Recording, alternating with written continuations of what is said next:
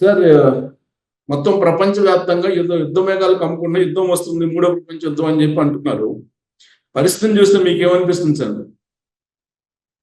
సుబ్బారావు గారు, ముందుగా కోర్స్ మీ ఛానల్ ద్వారా ప్రేక్షకులకు నమస్కారం చెప్తూ, యుద్ధ ఛాయలు ప్రపంచం అంతటా కప్పుకొస్తున్నాయి అనేది కొంతవరకు అంటే కరెక్ట్ అయిన అంశం అయితే అనిపించట్లేదు నాకు. ఎందుకని అంటే ఇటువంటి అభిప్రాయం ఎందుకు డెవలప్ అవుతుందంటే, ట్రంప్ లాంటి ఆయన ఒకటే ఏది అమెరికాలో ఎలక్షన్ ర్యాలీలో ప్రత్యర్థిని బ్లేమ్ చేయనీకి ఒక ఒక వార్ మాంగరింగ్ అంటే సైకోసిస్, ఫియర్ సైకోసిస్ క్రియేట్ చేయనీకి అనే మాటలు తప్ప దానిలో అంత ఏది ట్రూత్ ఉందనేది అనుకోవటానికి వీల్లేదు. ఎందుకంటారా, ఇప్పుడు లాస్ట్ అక్టోబర్లో ఏదైతే జరిగిందో ఇజ్రాయెల్లో హమాస్ అటాక్, దాని తర్వాత రిటాలియేషన్, దాని తర్వాత ఎస్కలేషన్ ఎంత దూరం వచ్చిందని అంటే, కోర్స్ అప్పుడు ఇజ్రాయెల్ ప్రెసిడెంట్ నెతన్యాహు డిక్లేర్ చేసింది ఏంటంటే, yes we are at war with హమాస్ను ఎలిమినేట్ చేసేదాకా కూడా మేము వారిని ఆపము అన్న పరిస్థితుల్లో దిగినప్పుడు చాలా వరకు అంటే ఇనిషియల్ స్టేజ్లో అంటే ఇది ఇజ్రాయలీస్ని సివిలియన్స్ను, అంటే వాళ్ళు ఒక ఫెస్టివల్ రోజు నాడు సెలబ్రేట్ చేసుకున్నప్పుడు సివిలియన్స్ను, గర్ల్స్ను, లేడీస్ అంతా అంటే అంటే ఎలా జరిగింది అని అంటే బార్బారిక్ ఇన్సిడెంట్గా దాన్ని, అంటే టెర్రరిస్ట్ అటాకే, దాన్ని టూ బార్బారిక్ అనే పద్ధతిలో వాళ్ళు హింసించడం జరిగింది.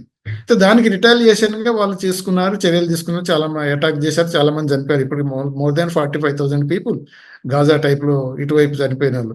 ఇంకా వాళ్ళు అంటే యాక్చువల్గా ఈ అటాక్ జరిగిన తర్వాత హోస్టేజెస్ని తీసుకుపోయి వాళ్ళని హింసించటం, వాళ్ళని చంపటం, వాళ్ళని అంటే అంటే ఏమంటారంటే, మన దగ్గర ఇప్పుడు 3rd డిగ్రీ అంటారు, వాళ్ళు ఎన్ని డిగ్రీలు కానీ అంటే హ్యూమన్ బిహేవియర్ కాకుండా ఎనిమల్ బిహేవియర్ లెక్క వీళ్ళు హమాస్ అలా ఇజ్రాయలీస్ను చాలా ఘోరంగా హింసించారనేది బయటకు వస్తుంది. దానివల్ల కొంతవరకు ఇజ్రాయెల్లో కూడా అసలు వార్ వద్దు అనేది కూడా ఎజిటేషన్స్ కూడా కొంతవరకు నెతన్యాహుకు అగెనిస్ట్ కూడా స్టార్ట్ అయినాయి. హోస్టేజెస్ కనుక తీసుకొస్తే మనకు సరిపోతుంది, we need not go for the full scale war అన్నట్టు కూడా అయింది. కానీ ఇజ్రాయలీ హోస్టేజెస్ని తర్వాత అదర్ కంట్రీస్లో ఉన్న ఇజ్రాయెల్ ఉన్న వాళ్ళని కూడా, ఫర్ ఎగ్జాంపుల్ థాయిలాండ్లో ఉన్న థాయి నేషనల్స్ కూడా పాపం అంటే ఒక 30 నంబర్ దాకా ఉంటే 25 వాళ్ళు కూడా రిలీజ్ అయిపోయారు. అంటే మధ్యన ఏదైతే పీస్ నెగోషియేషన్స్ అయ్యి హోస్టేజెస్ ఎక్స్చేంజ్ అయినప్పుడు అప్పుడు కొంత హోప్స్ వచ్చింది. ఏంటి అని అంటే, ఓకే ఇది కొంతవరకు ఎండ్ కావచ్చు అని.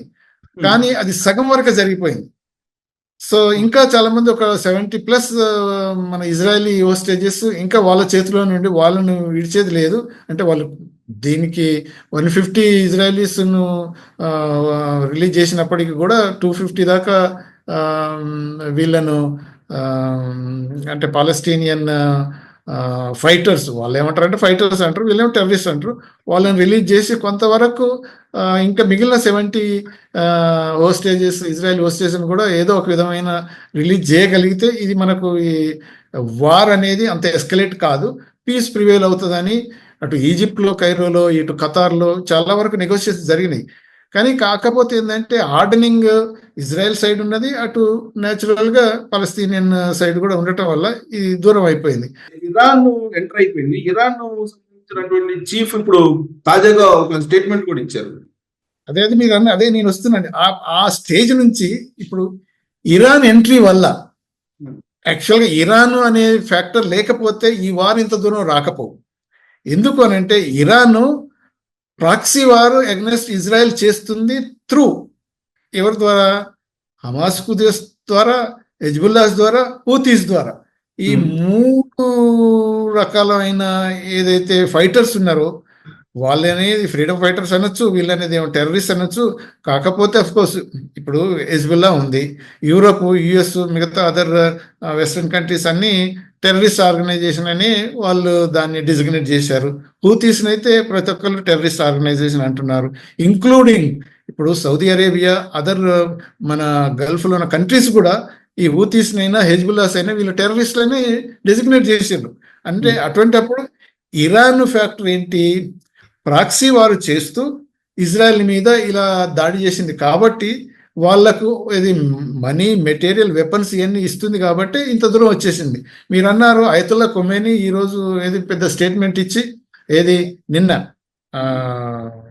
అంటే నిన్న వచ్చిన ఏది వార్త ప్రకారం ఏంటంటే ఆర్మీ కమాండర్స్ వాళ్ళంతా మేమంతా సిద్ధమే యుద్ధం చేయనీకి అన్నారు. కానీ ఈ రోజు అయితే అయతుల్లా ఖొమేనీ ఫ్రైడే ప్రేయర్ ఆయన ఎన్నడో ఒకసారి చేస్తాడంట. కానీ ఈ రోజు మాత్రం ఆ ప్రేయర్లో ఆయన సెరమన్ ఇచ్చేసి డిక్లేర్ చేసింది ఏంటి, మేము ఇరాన్ మాత్రం భయపడదు, దేనికైనా సిద్ధమే. అదే కాకుండా అసలు ఎనిమి ఇజ్రాయెల్ కాదు, ఇక్కడ మన ఈ రీజన్లో అమెరికా తర్వాత సపోర్టెడ్ బై యూరోప్ వీళ్ళు ఉండటం వల్లనే ఈ అన్ని వార్స్ వస్తున్నాయి. మనమంతా యునైట్ అయ్యి వాళ్ళని ఇక్కడ నుంచి పారదోలుదాము అనేది ఒక పిలిపిచ్చాడు ఆయన ఆ మాస్క్ సెరమనీ తర్వాత.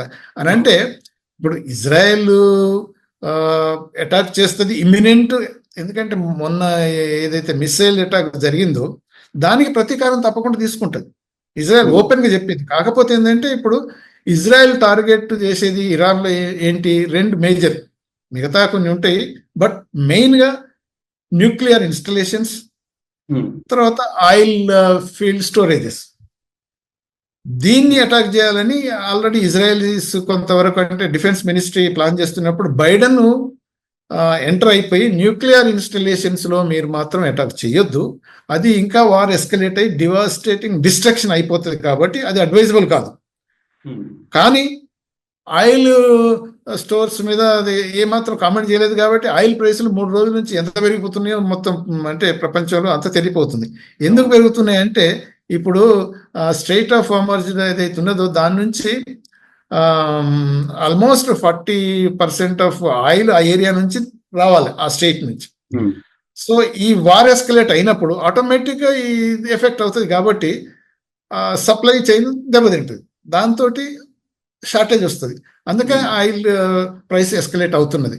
కానీ ఇప్పుడు ఏంటంటే ఇజ్రాయెల్ తప్పకుండా రిటాలియేటివ్ మెజర్ తీసుకుంటుంది.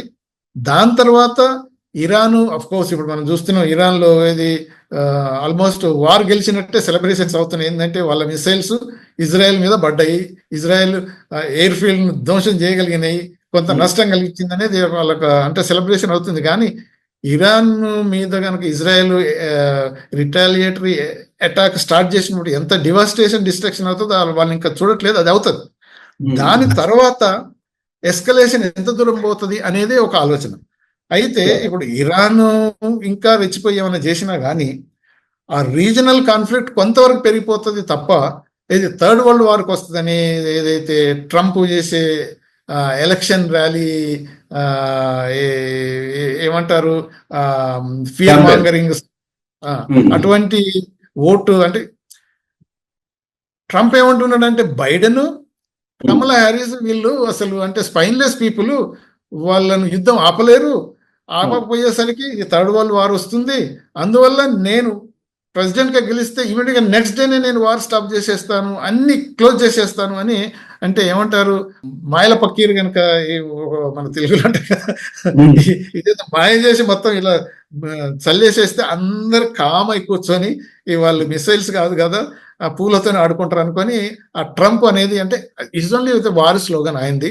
బట్ దానివల్ల మనకి ఇది మనం థర్డ్ వరల్డ్ వార్ వస్తుంది అనుకునే పద్ధతిలో భయపడవలసిన అవసరం లేదు.